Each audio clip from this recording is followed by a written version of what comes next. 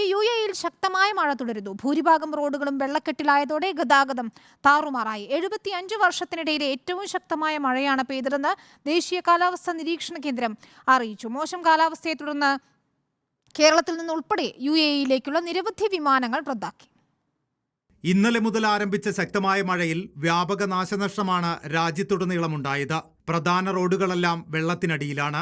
Abu Dhabi, Dubai, Sharjah, Ajman എന്നിവിടങ്ങളിലാണ് വെള്ളക്കെട്ട് രൂക്ഷം. നിരവധി വാഹനങ്ങൾ വെള്ളക്കെട്ടിൽ അകപ്പെട്ടു. ദുബായ് വിമാനത്താവളത്തിലെ റൺവേയിൽ വെള്ളം കയറിയതിനെ തുടർന്ന് നിരവധി വിമാന സർവീസുകൾ റദ്ദാക്കുകയും വഴിതിരിച്ചു വിടുകയും ചെയ്തു. മോശം കാലാവസ്ഥ തുടരുന്നതിനാൽ തിരുവനന്തപുരത്ത് നിന്നും കരിപ്പൂരിൽ നിന്നുമുള്ള 4 വീതം വിമാന സർവീസുകൾ റദ്ദാക്കി. UAEയിലെ സ്കൂളുകളുടെ പ്രവർത്തനം പൂർണ്ണമായും ഓൺലൈനാക്കി മാറ്റി. ഭൂരിഭാഗം സർക്കാർ സ്വകാര്യ ജീവനക്കാരും വർക്ക് അറ്റ് ഹോമിലാണ് ജോലി ചെയ്യുന്നത്. ജനങ്ങൾ ജാഗ്രത പാലിക്കണമെന്ന് വിവിധ എമിറേറ്റുകളിലെ പോലീസ് സേന മുന്നറിയിപ്പ് നൽകി. അത്യാവശ്യ ഘട്ടങ്ങളിൽ മാത്രമേ പുറത്തിറങ്ങാവൂ എന്നും മുന്നറിയിപ്പിൽ പറയുന്നു.